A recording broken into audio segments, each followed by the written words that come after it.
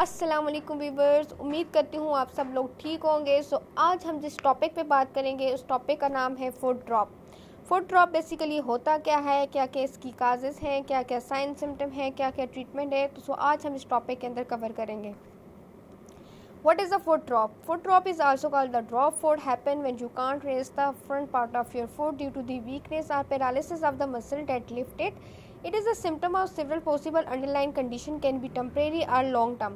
Basically foot drop जो होते हैं वो पेरोनियन नर्व की इंजरी की वजह से जो है वो फुट ड्रॉप होता है, क्योंकि पेरोनियन नर्व जो होती है वो सप्लाई करती है नी, फ्रंट ऑफ नी को, लेग को और फुट को। जब कभी भी इसकी इंजरी हो जाए या फुट के मसल की पैरालिसिस हो जाए, इंजरी की वजह से जो नर्व है वो मसल को सप्लाई करी है और जो मसल है वो अपना फंक्शन जो है वो लॉस हो जाएगा, इंजरी की वजह से पैरालिसिस और वीकनेस हो जाएगी।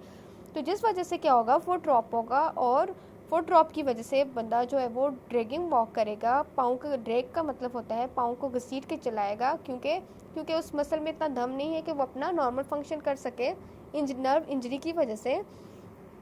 ये टेम्परेरी भी हो सकता है और क्रॉनिक भी हो सकता है और लॉन्ग टर्म भी हो सकता है। इसके अलावा वीकनेस और जब पैरालिसिस हो जाती है तो फुट ड्रॉप होता है और जब वो ड्रैगिंग होती है टॉप पे, जब वो वॉक करता है, they may also have to lift their knee higher than usual to avoid the dragging foot.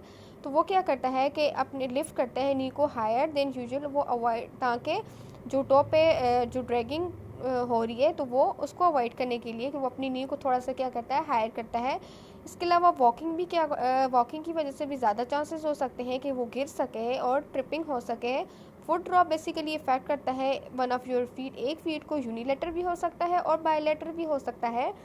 Foot drop basically जैसा कि आप देख सकते हैं तस्वीर के अंदर, पेरोनियन नर्व होती है, ये थाइस को, नीज को, नीचे लेग और फुट को सप्लाई करती है। इसके अलावा मुख्तलिफ नर्व आ जाती हैं, टीबिया आ जाती है, इसके अलावा फिबुला आ जाती है। इसके अलावा क्या क्या साइन सिम्टम आपको देखने को मिलेंगे जब फुट ड्रॉप होगा। आप अपने एंकल को मूव करने में डिफ़िकल्टी होगी। इसके अलावा नी को बेंड करने में आपको दिक्कत होगी। इसके अलावा ड्रैगिंग होगी टॉप पे जब आप वॉक करोगे। इसके अलावा हाई स्टेपिंग गेट मिलेगा। पेन होगा आपको लेग के अंदर, हिप के अंदर या बैक के अंदर। इसके अलावा आपको मसल वीकनेस मिलेगी लेग में, आपको नमनेस मिलेगी लेग के अंदर और टिंगलिंग मिलेगी लेग में, क्योंकि नर्व का जो नॉर्मल फंक्शन होता है उसमें आपको ठंडा गर्म महसूस होता है। लेकिन जब कभी भी नर्व इंजरी हो जाए तो आपको एक नॉर्मल सेंसेशन मिलेगी, आपको वहाँ पे नमनेस मिलेगी, नम सुनपन मिलेगा। इसके अलावा टिंगलिंग मिलेगी, वहाँ पे जैसे सुइयाँ चुभने वाली आपको सेंसेशन मिलेगी। पॉसिबल क्या वजह हो सकती है जिस वजह से फुट ड्रॉप हो? फुट ड्रॉप की सिविल पॉसिबल काजेज़ हो सकती हैं due to the issue which your nerve का है इशू है या मसल का है। मोस्ट कॉमन काज आ जाती है lumbar radiculopathy and peroneal nerve injury. Brain की कोई कंडीशन हुई है, मोटर न्यूरॉन कोई कंडीशन है, पेरिफेरल न्यूरोपैथी है या मसल कंडीशन है। पेरिफेरल न्यूरोपैथी में क्या होता है, कोई भी डैमेज हुआ है या इफेक्ट हुआ है न्यूरोक्सिस का, जो रूट होती है, जो पेरिफेरल नर्व है, वो सप्लाई कर रही है फुट को, मसल को सप्लाई कर रही है। अगर वो इंजरी हो जाए तो मसल की पैरालिसिस हो जाती है, तो इस वजह से भी हो सकता है। इसके अलावा मसल वीकनेस या पैरालिसिस की वजह से फुट ड्रॉप हो सकता है। ब्रेन की कोई कंडीशन है या फिर कोई भी मोटर न्यूरॉन कंडीशन है, क्योंकि जो पेरोनियन नर्व होती है उसका फंक्शन जो है वो मूवमेंट भी और सेंसेशन में दोनों सप्लाई होती है। इसके अलावा lumbar radiculopathy happen when one of your nerve root when your nerve join your spinal column, जो नर्व रूट होती वो ज्वाइन करती है स्पाइनल कॉलम से, जब वो कंप्रेस हो या एजिटेटेड हो। Lumbar radiculopathy refer to the जब पिंच हो जाती है नर्व लोअर बैक के अंदर, या फिर जो नर्व होती है वो स्टार्ट होती है एरिया बैक से स्टार्ट होती है, नीचे एक्सटेंड करके नीचे डाउन लेग तक जाएगी और फीट तक जाएगी। वहाँ पे कोई भी जहाँ से ओरिजिन हुई है वहाँ पे कोई भी नर्व पिंच हुई है, उस वजह से भी हो सकता है। लंबर स्पाइन के देखा जाए तो 5 वर्टिब्रा आ जाते हैं in your lower back. Specially देखा जाए तो जो L5 की रेडिकुलोपैथी हो जाती है तो उस वजह से फुट ड्रॉप होता है। Radiculopathy usually happen due to the narrowing हो जाती है स्पेस की, जो नर्व रूट जहाँ से एग्जिट करती है स्पाइन में। This can be form spinal stenosis है, नेरोइंग है, बोन्स पर है, यानी वहाँ पे कोई ट्यूमर है या फिर ओवर ग्रोथ हुई है बोन की, वो भी जो मैस है वो पुश कर सकता है नर्व को। हर्निएटेड डिस्क है, वहाँ पे जो है वो डिस्क है वो बाहर जो है वो जो फ्लूइड्स होता है वो बाहर निकल के नर्व को कंप्रेस कर रहे हैं, पिंच कर रहे हैं, या लंबर स्पॉन्डिलोसिस है उस वजह से भी जो है हो सकता है, या पे उस वजह से भी जो है वो फुट ड्रॉप हो सकता है। पेरोनियल नर्व इंजरी, कॉमन जो पेरोनियल नर्व है वो एक्सटेंड करके डाउन लेग तक जाती है। ये शार्टिक नर्व की एक ब्रांच है। ये ट्रेवल करके जाती है बैक से thigh along the outside of your knee, front of your lower leg.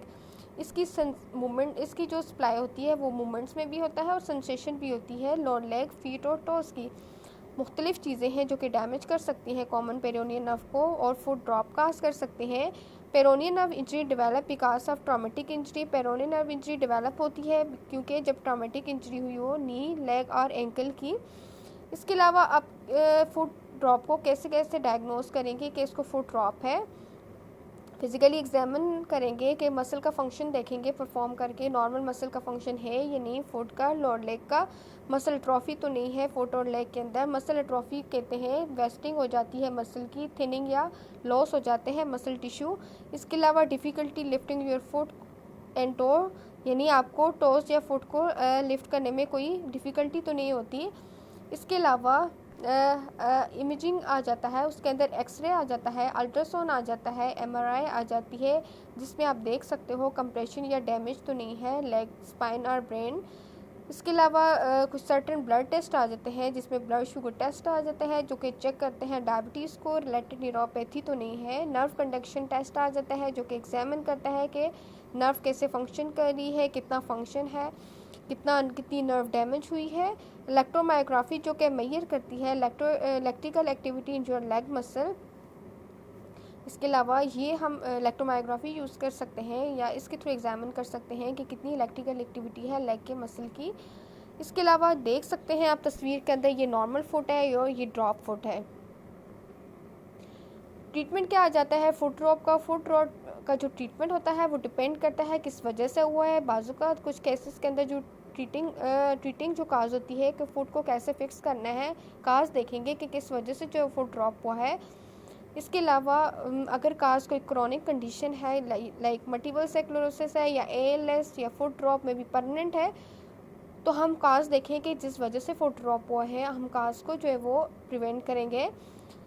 इसके अलावा फिजिकल और ऑक्यूपेशनल थेरेपी आ जाती है जिसके थ्रू आप हेल्प कर सकते, मसल को स्ट्रेच कर सकते हो, स्ट्रेंथ कर सके हो ताकि जो पर्सन है वो बेहतर वॉक कर सके। ब्रेसेस और स्प्लिंट आ जाती हैं, सपोर्ट करने हेल्प करते हैं सपोर्ट एंकल और फुट को ताकि वो नेचुरल पोजीशन के अंदर हो, नेचुरल पोजीशन के अंदर अपने फुट को रख सके और फंक्शन कर सके। कुछ केसेस के अंदर जो है वो सर्जरी रिक्वायर होती है जो कि रिलीव करती है प्रेशर जो पेरोनियल नर्व पे है और ट्राई करते हैं कि ये रिपेयर हो। इसके अलावा जो क्रॉनिक फुट ड्रॉप होता है वो आपको जो प्रोवाइडर्स होते हैं वो आपको ये सजेस्ट करते हैं कि जो फ्यूजन हुई है एंकल या फुट बोन पे, या फिर जो टेंडन की सर्जरी आ जाती है, जो सर्जन्स होते हैं वो ट्रांसफ़र करते हैं टेंडन को फ्रॉम योर अदर लेग से, और जो मसल्स होते हैं अफेक्टेड लेग के जो कि हेल्प करते हैं आप पुल करें फुट अप, अपने जो ड्रॉप फुट है ताकि आप जो फुट है उसको पुल अप कर सकें। इसके अलावा solid ankle foot A4 use करते हैं उस केस में जो कि फुट को जो है वो प्लांटर उसकी जो फंक्शन है या उसकी जो पोजीशन है उसमें रखते हैं। F4 यूज़ किया जाता है जो कि इंक्रीज़ करता है अमाउंट ऑफ डोर्सिफ्लेक्शन को और फुट को होल्ड रखता है ड्यूरिंग गेट और प्रिवेंट करता है फॉल को, टोस को। Do not gate card on the floor. जो F4 आप यूज़ करेंगे जो फुट को जो है वो उसकी जो फंक्शन है उसको इंक्रीज़ करेगा और दूसरा जो है वो उसको एक प्रॉपर अलाइनमेंट के अंदर रखेगा ताकि जो है वो उसका बैलेंस मेंटेन हो सके और वो गिरे ना। इसके अलावा जैसा कि आप देख सकते हैं तस्वीर के अंदर इस तरह का कुछ आर्थोसिस होता है। पोस्टीरियर लीफ स्प्रिंग यूज़ किया जाता है ताकि जो है वो फुट ड्रॉप ना हो, फुट को प्रॉपर उसकी पोजीशन में रखा जाए, अलाइनमेंट में रखा जाए और ताकि जो बैलेंस है वो भी मेंटेन हो। Thank you so much. इसके अलावा अगर आपको कुछ भी समझना है तो आप कमेंट सेक्शन में मुझसे पूछ सकते हैं। अगर आपको मेरी वीडियो अच्छी लगे आप उसको लाइक करें, सब्सक्राइब करें और शेयर करें। Thank you so much. अल्लाह हाफिज़।